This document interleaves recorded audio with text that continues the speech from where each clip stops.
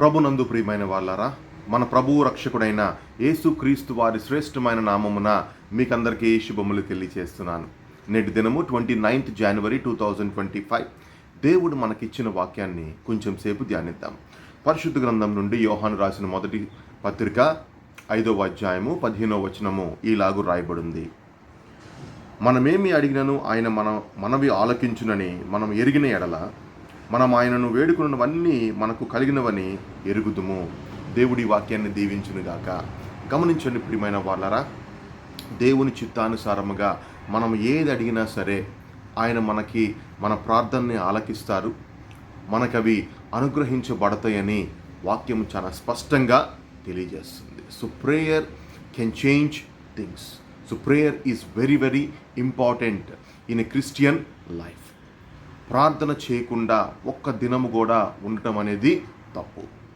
So ఎటువంటి సిచ్యుయేషన్లో సరే మీరు ఉన్నట్లయితే, ఎటువంటి బాధల్లో ఉన్నా, ఎటువంటి ఇబ్బందుల్లో ఉన్నా, ఎటువంటి ఇక్కట్లలో ఉన్నా, అది కుటుంబ పరంగా కావచ్చు, భర్త వల్ల కావచ్చు, భార్య వల్ల కావచ్చు, పిల్లల వల్ల కావచ్చు, లేదంటే ఉద్యోగరీత్యా, అనారోగ్యరీత్యా, ఎటువంటి సిచ్యువేషన్లో అయినా ప్రార్థించినప్పుడు దేవుడు ఖచ్చితంగా మన ప్రార్థనను ఆలకించి మనకి జవాబు దయచేస్తాడు ప్రియమైన వాళ్ళరా. So in any situation you can survive with prayer. So ప్రార్థించకుండా ఉండటం అనేది చేయకండి. సో అనుదినము ప్రార్థించండి. సో ప్రార్థన వల్ల బైబిల్లో చూసినట్లయితే దావీదు ప్రార్థన అనేక మార్లు అతన్ని గొప్ప రాజుగా మాత్రమే కాదు కానీ దేవుని చేత గొప్ప సాక్ష్యాన్ని పొందాడు. దావీదును చూసి దేవుడు అంటున్నాడు, ఇతను నా హృదయానుసారుడు అని. అబ్రహాము ప్రార్థన అతన్ని ఒక విశ్వాసులకి తండ్రిగా నిలబెట్టింది. సో అబ్రహాం గురించి దేవుడు అంటున్నాడు, ఇతను నా నిజమైన స్నేహితుడు. అలాగే మోషే ప్రార్థన, మోషేని దేవుడు అంటున్నాడు, ఇతను నా నిజమైన నమ్మకమైన సేవకుడు. అలాగే చెప్పుకుంటూ పోతే ఒక హన్నా ప్రార్థన మూలుగులతో కూడినటువంటి మరి బాధలో వేదనలో ప్రార్థించింది ఆమె ఒక కుమారుని కొరకు. సో దేవుడు ఆమె ప్రార్థన ఆలకించి ఒక గొప్ప ప్రవక్తని ఆమె కుమారుడిగా దయచేశాడు, సమూయేలు ప్రవక్తని. అలాగే దానియేలు ప్రార్థన సింహపు గుహలో చూడండి, చుట్టూ సింహాలు ఉన్నాయి కానీ ప్రార్థించాడు. ఒక్క సింహం కూడా ఆయన టచ్ చేయలేకపోయింది. ఆయన సజీవుడిగా చక్కగా బయటకు వచ్చాడు, ఒక గొప్ప సాక్ష్యాన్ని తీసుకొచ్చాడు.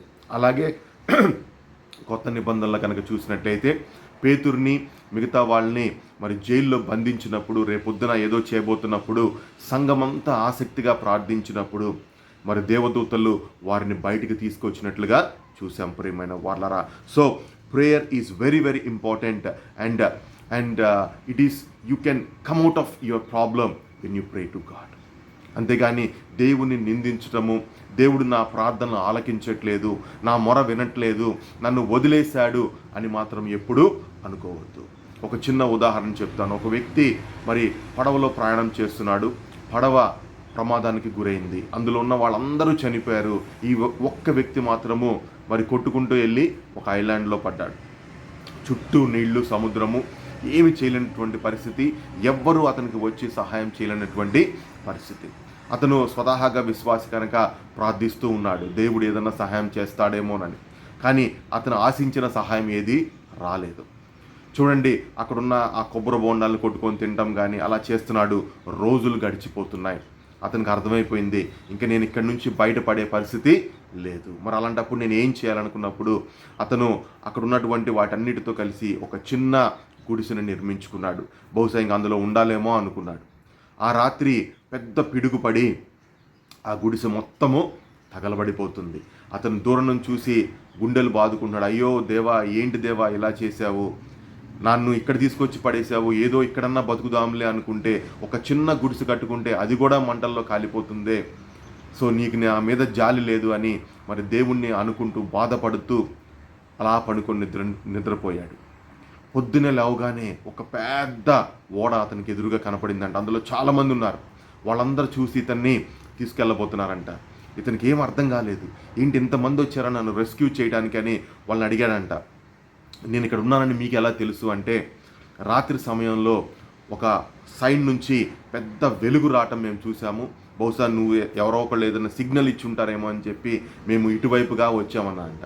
అప్పుడు అతను అనుకున్నాడంట, నేనేం సిగ్నల్ ఇవ్వలేదే అన్నప్పుడు అతనికి టక్కని గుర్తొచ్చింది, ఓహో నా గుడిసె తగలబడిపోవటం వల్ల అది సిగ్నల్గా మారి ఆ ఓడని ఇటువైపు తీసుకొచ్చిందా అని చెప్పి అప్పుడు అతను దేవుణ్ణి నిందించడాన్ని గుర్తెచ్చుకొని పశ్చాత్తాపడి, ప్రభువా నీ యొక్క ఆలోచనలు నేను ఎరగలేకపోయాను, నన్ను క్షమించు అని మరి దేవునికి మొరపెట్టాడు. అంటే ప్రియమైన వాళ్ళరా, sometimes God we may say that wait, నువ్వు దేని గురించి అయితే ప్రార్థిస్తున్నామో వెయిట్ చేయి, నీకు అది జీవితంలో నువ్వు ఆశించిన రీతి కంటే గొప్పగా అది నేను నీకు ఇస్తాను అన్నప్పుడు దేవుడు మనల్ని వెయిట్ చేపిస్తాడు.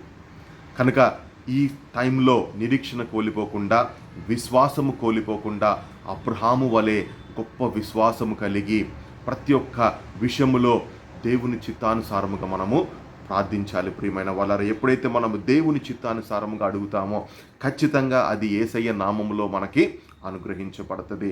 అలాగున మనమందరము జీవించాలి అని ప్రార్థనాపూర్వకంగా మనమందరము ఉండాలని దేవుడు ఆశిస్తున్నాడు. కనుక అలాగనే ఉందాం.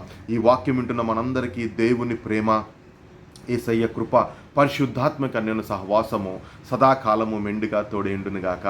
Amen. Thank you very much for your patient listening. This is Pranav Charles, God's ambassador. Have a blessed day. God bless all.